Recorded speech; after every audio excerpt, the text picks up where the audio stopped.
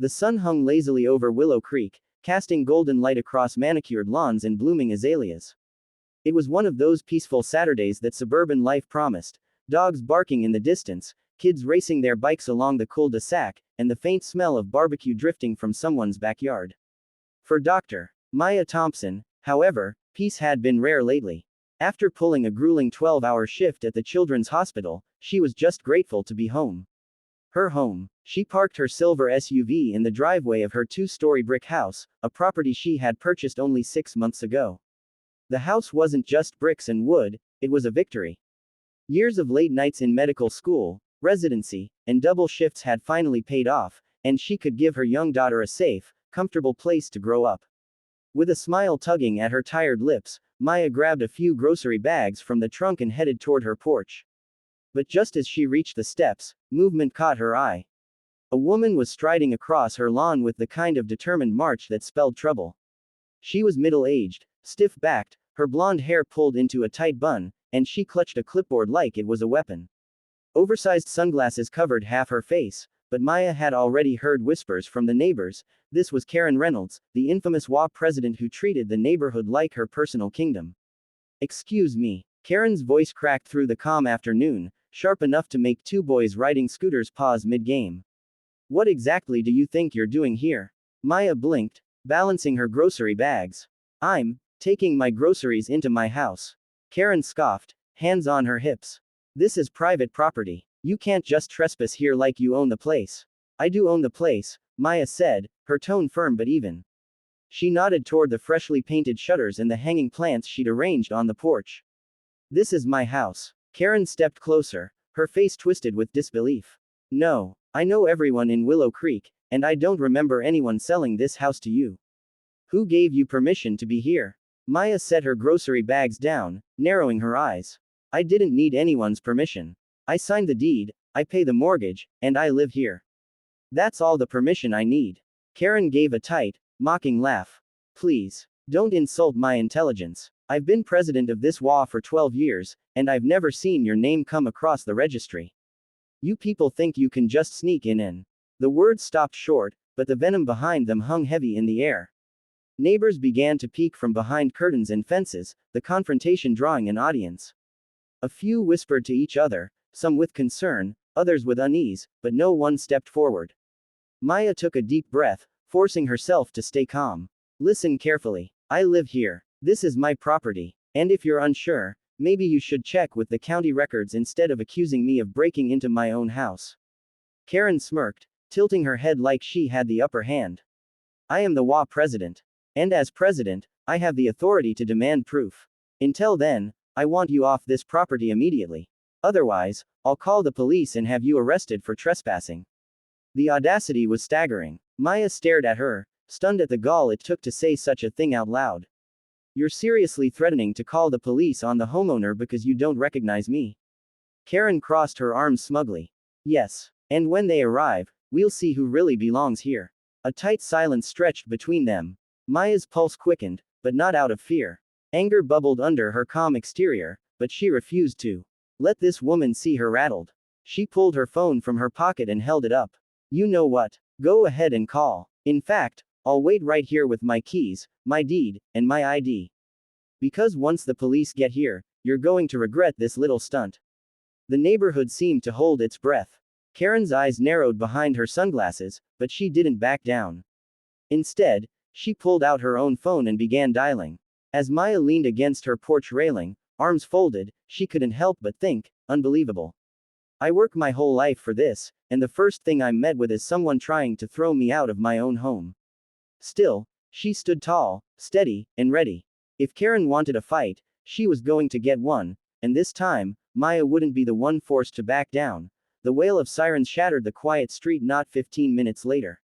Flashing red and blue lights bounced off car windows and white picket fences as two police cruisers rolled slowly into the cul-de-sac.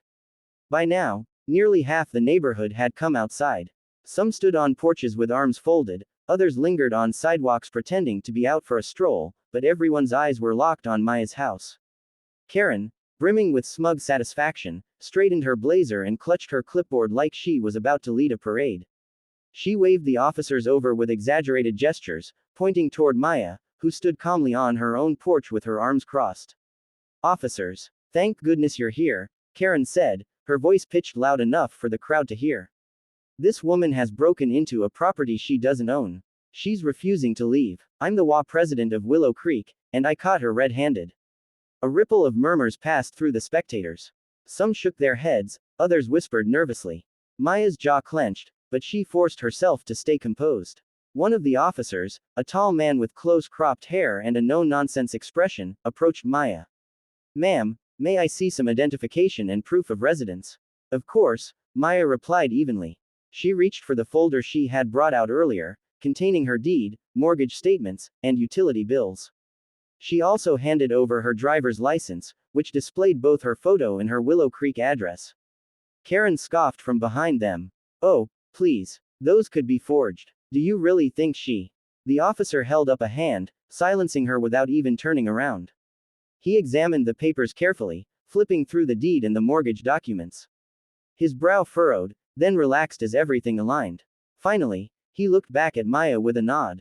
Everything checks out. Dr. Thompson is the legal owner of this property. The words hung in the air like a gavel striking down. Several neighbors exhaled audibly, as though they had been holding their breath. A few even looked relieved, but Karen's face drained of color before flushing beet red. That can't be right, she stammered, pointing an accusatory finger at Maya. I know everyone in this neighborhood. She doesn't belong here. The officer's eyes narrowed, his patience thinning. Are you saying she doesn't belong because of her race? Gasps rippled through the gathering crowd. The bluntness of the question seemed to freeze everyone in place. Karen stuttered, her hands fluttering nervously. No. Of course not. I meant she doesn't match the profile of our community. The other officer, a woman with sharp eyes and an unimpressed look, crossed her arms. That's enough. What you did was harassment. Dr. Thompson showed us valid proof of ownership. You had no legal grounds to accuse her or to call us here under false pretenses. Maya inhaled slowly, steadying her nerves. The vindication felt good, but she wasn't going to let Karen off that easily. She stepped forward slightly, meeting Karen's eyes. I told you this was my house. You didn't believe me. You tried to humiliate me in front of the entire neighborhood. And now, you've wasted police time. The female officer nodded. If you'd like, Dr. Thompson, you can file a formal complaint for harassment. There are legal consequences for this kind of behavior. The murmuring from the crowd grew louder, some neighbors whispering words of support, others shaking their heads at Karen's audacity. A few even had their phones out, recording the entire exchange. Karen's smugness had completely crumbled. She sputtered, her words tripping over each other. This is just a misunderstanding. I was only trying to protect the neighborhood. By threatening the rightful homeowner. The male officer cut in, his tone sharp. Ma'am, I suggest you think very carefully about your next steps. This could easily escalate into charges against you. For the first time since the confrontation began, Karen looked unsure, glancing nervously at the onlookers who now saw her not as the proud HOA leader, but as a woman exposed for her prejudice. Maya calmly gathered her papers, sliding them back into the folder. She straightened her shoulders, her voice calm but edged with steel. Next time you set foot on my property without permission, I'll have you arrested. Do I make myself clear? The silence that followed was deafening. Karen swallowed hard but didn't reply. The officers gave Maya a nod, then turned to disperse the lingering crowd. Slowly, people drifted back to their homes, some casting sympathetic looks toward Maya, others muttering about how far Karen had taken things this time.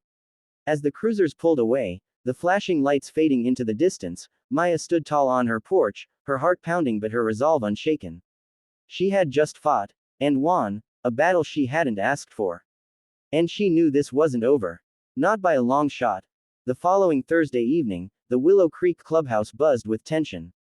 Folding chairs lined the walls, rows of neighbors filing in one after another, their voices low and curious. Word of Karen's confrontation with Maya had spread like wildfire, whispered over fences, shared in text threads, and replayed in the minds of those who had watched it unfold on the street.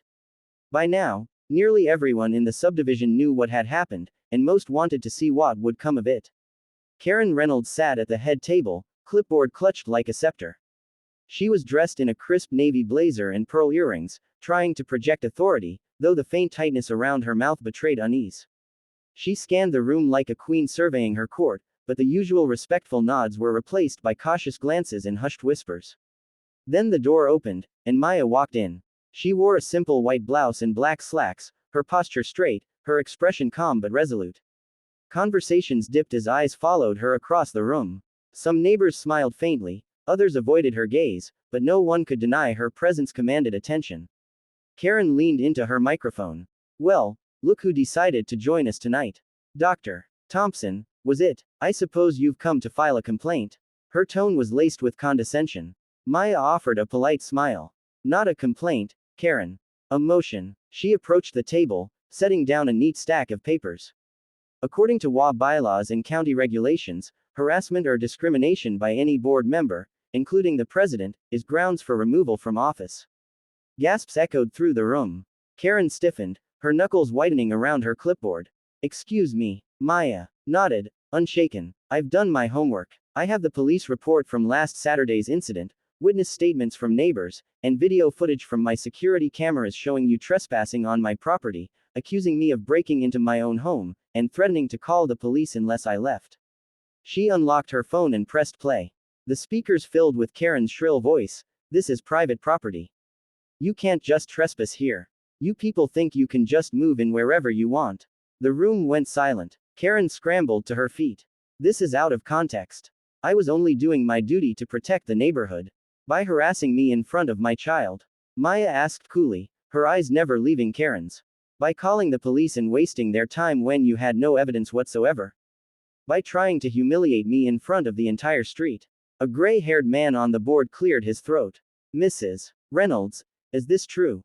Karen's voice wavered. She's twisting everything. I was just being cautious. Another board member, a younger woman who had been quiet until now, shook her head.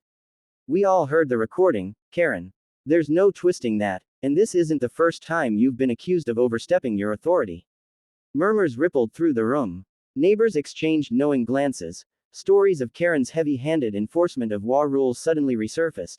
Fines for minor lawn infractions, warnings about Christmas lights being too bright, even threatening letters about fence heights. Maya folded her hands calmly. I moved to Willow Creek because I wanted a safe, welcoming community for my daughter. What I got was hostility from the very person who's supposed to represent us. That's why I'm formally requesting Karen Reynolds be removed as HOA president effective immediately. The board members exchanged looks. Finally, the gray-haired man leaned forward. Given the evidence presented, and the seriousness of these accusations, the board will vote now. Karen's eyes widened in panic. You can't. I've been president for 12 years. You need me. Without me, this neighborhood will fall apart. But the vote was swift and decisive. One by one, hands rose in the air. In favor of removal. It was unanimous. The room erupted with whispers, some relieved, some astonished. Karen stood frozen, her mouth opening and closing like she wanted to argue but couldn't find the words. For the first time, she looked small, her authority stripped bare in front of the very people she had lorded over. Maya gathered her papers, sliding them back into her folder. She turned to Karen with a steady gaze. Power doesn't mean bullying your neighbors into submission. It means serving them, and if you'd forgotten that, then it's time for someone else to take your place.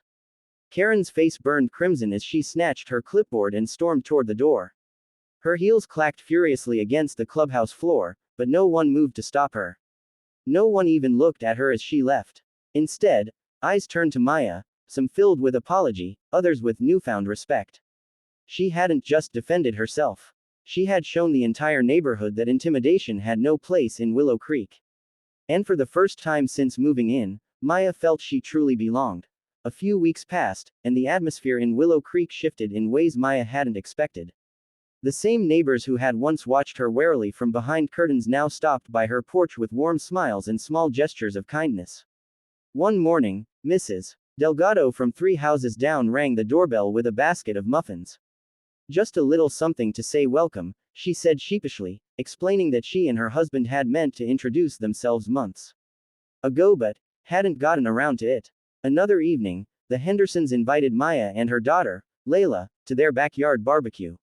Layla ran off with the neighborhood kids, laughing as though she had lived there all her life, while Maya sat by the fire pit, chatting with neighbors who were eager to get to know her.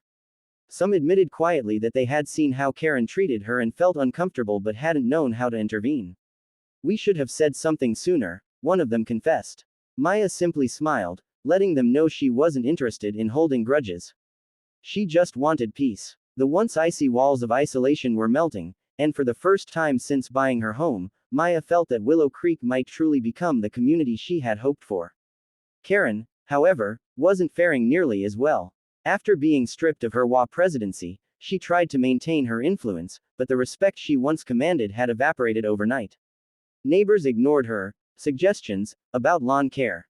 People who once deferred to her now crossed the street to avoid small talk. Without the power of the HOA behind her, she was just another resident, and not a very popular one. Her downfall only deepened when videos of her confrontation with Maya, filmed by neighbors that day, surfaced on local social media groups. The clips of Karen demanding that Maya leave her own house drew outrage. Some commenters from outside the community even drove by Willow Creek to see the neighborhood where the HOA president got dethroned. Karen became the subject of jokes and whispers, her name muttered with disdain at every neighborhood gathering. Soon after, Karen put her house up for sale. The "for sale" sign planted firmly in her perfect green lawn became a symbol of poetic justice. The woman who had tried to force Maya out of the neighborhood was now the one leaving. One Saturday afternoon, Maya sat on her porch swing with a glass of sweet tea in hand, the sun casting warm light across her yard. Layla played hopscotch with a friend on the driveway, their laughter carrying on the breeze. A few neighbors walked by, waving warmly. Maya waved back, still marveling at how much had changed in such a short time. Her father, visiting for the weekend, leaned against the porch railing, watching the scene unfold. He had been furious when she first told him about Karen's attempt to run her out of her own house, but now his eyes twinkled with pride. "You handled that whole mess with grace, baby girl," he said, his voice deep and steady. "Most people would have lost their temper. But you stood your ground and let the truth speak for itself." Maya chuckled, shaking her head. "It still blows my mind, Dad. She really tried to kick me out of my own house." "Who does that?" "Someone who thought she was bigger than the truth," her father replied. He nodded toward the "for sale" sign still standing defiantly in Karen's yard. "And look how that turned out. She's the one packing boxes, not you." Maya smiled at the thought. There was something poetic in Karen's exit, like the neighborhood itself had finally rejected her. She took another sip of tea, letting the sweetness linger on her tongue. Justice, she realized, didn't always come swiftly. Sometimes it dragged its feet, tested your patience, made you question whether it would ever arrive. But when it did, it could be powerful, undeniably clear and, in moments like this, unbelievably sweet. Maya glanced at her daughter, who was now racing down the driveway, her braids flying as she laughed freely in the summer sun. This was why she had fought so hard. Not for pride, not even just for herself, but for Layla. For her right to grow up in a place where she felt safe, where no one could tell her she didn't belong. As the afternoon settled into evening, the porch light flickered on, casting a warm glow around her. Maya leaned back in her swing, the hum of cicadas filling the air. She thought about the road ahead, about new friendships and the life she was building here. Willow Creek wasn't perfect, but it was hers now, hers to claim, hers to protect, and hers to shape. And as for Karen, she was just a chapter in the story, one Maya had closed for good.